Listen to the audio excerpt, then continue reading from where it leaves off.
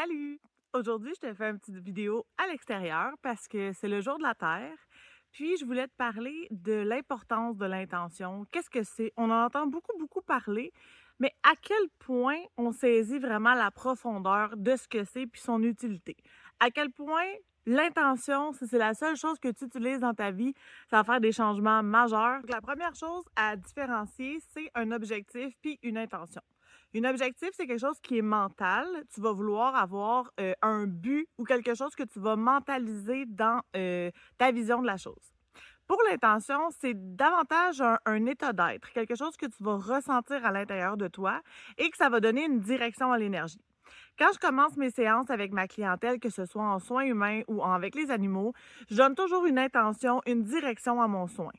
L'énergie travaille pour nous, l'univers travaille pour nous, donc c'est important qu'on puisse aller vers quelque chose le plus précis possible. Ça se peut qu'au début, ce soit encore un petit peu flou, mais c'est beaucoup plus facile de travailler dans un entonnoir de cette façon-là que de travailler dans une énergie qui est très large et très diffuse.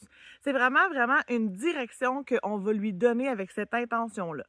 Donc, de prendre une intention de quelqu'un d'autre, on peut s'en inspirer, mais c'est vraiment important qu'on puisse utiliser nos propres mots parce qu'on doit le ressentir. Si j'utilise des mots que je comprends pas et que je ne suis pas capable d'avoir un état d'être intérieur qui va faire la direction dans l'énergie, justement, ben c'est un petit peu de travailler à l'envers parce que l'effet sera pas aussi grande et positive par rapport à ça. Il faut vraiment utiliser nos mots. En rencontre, justement, c'est pour ça qu'il y a des fois certaines personnes qui sont surprises quand quand je leur pose la question de faire leur phrase d'intention au départ, parce que c'est peut-être la première fois qu'on leur a demandé de faire ça, mais j'ai vraiment besoin que la personne puisse avoir un ressenti fort, donc d'utiliser ses propres mots, c'est super important. On peut s'inspirer de ce que les autres font sans problème, mais de pouvoir le mettre à notre sauce pour avoir un ressenti intérieur, un peu comme quand on fait des gratitudes, on doit vraiment avoir le cœur rempli et gonflé lorsqu'on ressent cette gratitude-là. Donc, pour créer cette intention-là, c'est important aussi de prendre des mots positifs. Le cerveau, l'énergie, ne comprend pas les négations. Si tu me dis je ne veux plus vivre cette relation toxique, par exemple, ben c'est important de le mettre dans la positive. J'aimerais vivre une relation pleine et entière de façon saine. Parce que le cerveau ne comprend pas la négation. Donc, au lieu de dire je ne veux pas avoir une relation toxique, c'est je veux avoir une relation toxique. Donc, c'est vraiment de faire attention aux mots, à la façon de le dire, comment c'est construit pour que ce soit le plus précis et le plus puissant possible. Quand on fait des intentions, on veut avoir quelque chose qui va être nourrissant, qui va être précis, pas quelque chose de trop large. Au début, si c'est pas encore clair, ça se peut que l'intention soit un petit peu plus large, puis plus on va aller avancer dans notre façon de travailler, dans la précision de ce qu'on veut aller chercher, de ce qu'on veut acquérir, dans la compréhension aussi de ce que c'est, bien, plus l'intention va être précise, mais plus elle va se manifester de façon précise aussi.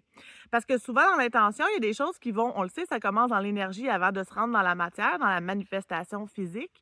Bien, c'est de faire attention à ce que, même si on n'a pas conscience demain que la manifestation ou l'intention est en train de se créer, de se matérialiser, bien, elle est en train de faire son chemin. Fait que c'est vraiment de garder un mindset en lien avec ça pour pouvoir que ça se crée. Ça, c'est pour quelque chose qui est dans un long terme, là, évidemment. Donc, ça revient à dire que nos pensées sont créatrices et le fait que dans ce qu'on pense dans notre tête va créer toujours de façon à manifester dans la matière.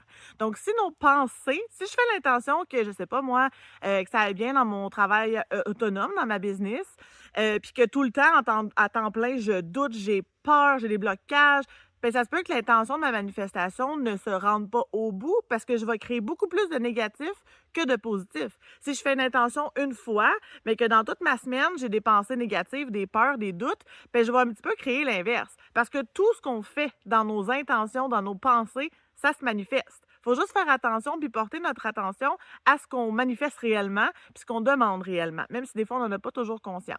On s'entend que quand je rentre dans mes peurs, dans mon stress, dans peu importe ce qui est dans cette essence-là de pensée négative, je m'en rends pas nécessairement compte. Puis je peux passer plusieurs heures, plusieurs jours là-dedans avant de me rendre compte que je suis en train moi-même de m'auto-saboter puis de créer du négatif.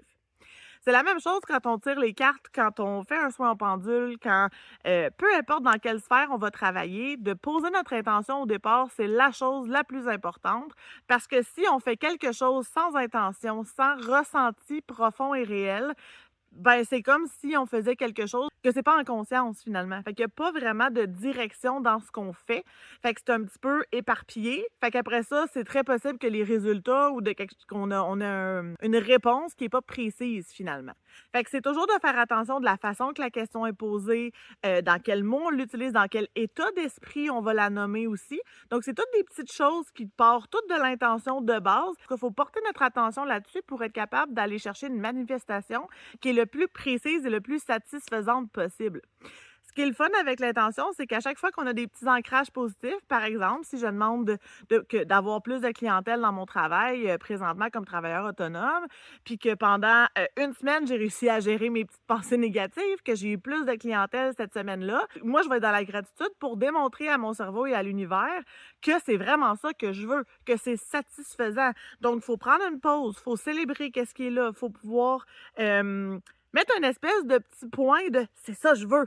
C'est peut-être pas encore l'objectif à 100%, ça c'est le côté rationnel mental, mais encore là, ça se travaille dans l'énergie avant d'arriver dans la matière. Donc c'est d'entretenir.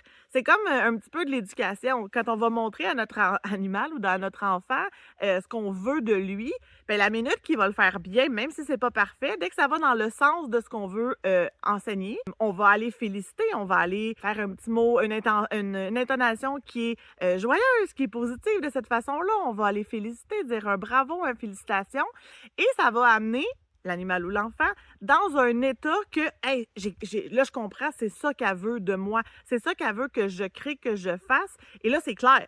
Fait qu'on va aller de plus en plus dans ce sens-là. Bien, l'intention, c'est l'exacte même chose.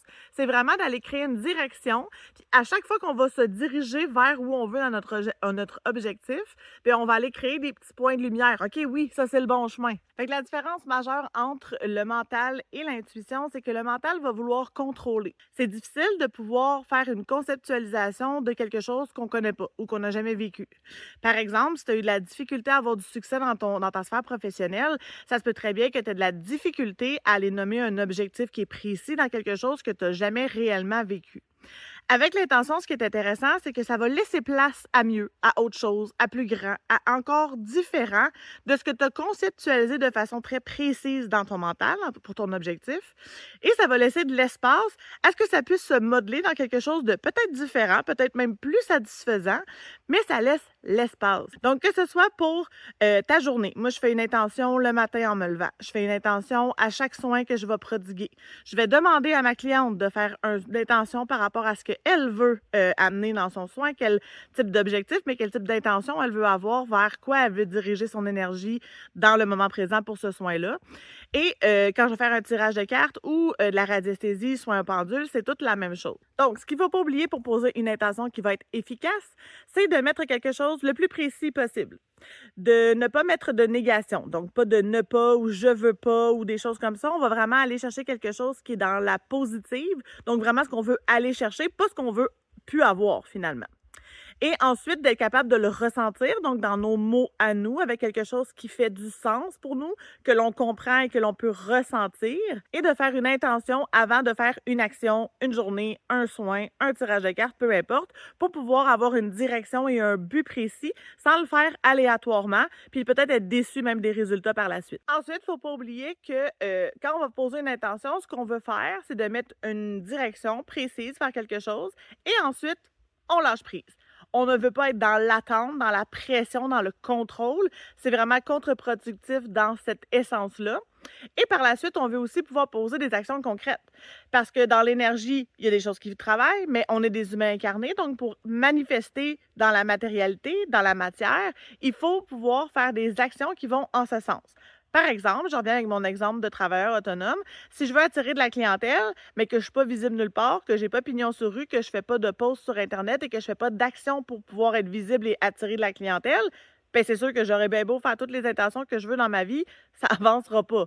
Donc, il y a un 50-50 qui est important d'avoir conscience et de faire. Donc, il y a une partie énergétique, donc je dirige l'énergie, mon intention vers quelque chose de précis, et je marche le chemin physiquement dans le concret, dans la vie de tous les jours, pour être capable de me rendre vers cet objectif-là, vers cette intention-là qui a été créée. Pour finir, tout ce que tu as à faire, c'est de t'ancrer, de prendre le temps de faire quelques respirations, de revenir à ton corps, d'être dans le ici et maintenant. Ensuite, quand tu es solide à l'intérieur de toi-même, tu peux émettre ton intention, idéalement de l'écrire, parce que des fois, quand ça reste dans la tête, c'est pas encore très, très précis. De pouvoir l'écrire, ça amène de façon concrète quelque chose. Donc, on amène déjà ce qui est dans l'énergie dans notre tête sur papier écrit, donc très concret. Et ensuite, on peut aller faire ce qu'on a besoin de faire. Donc, si c'est un soin, on fait le soin ensuite. Si c'est un tirage de cartes, on le fait par la suite. Mais c'est juste de prendre le temps avant tout ça, de diriger l'énergie pour pouvoir ensuite faire les pas dans le concret. J'espère que cette petite capsule aujourd'hui t'a aidé. Si tu as des questions, tu peux la mettre sous la vidéo. Ça va me faire plaisir d'y répondre. Je te souhaite une belle journée. Bye bye!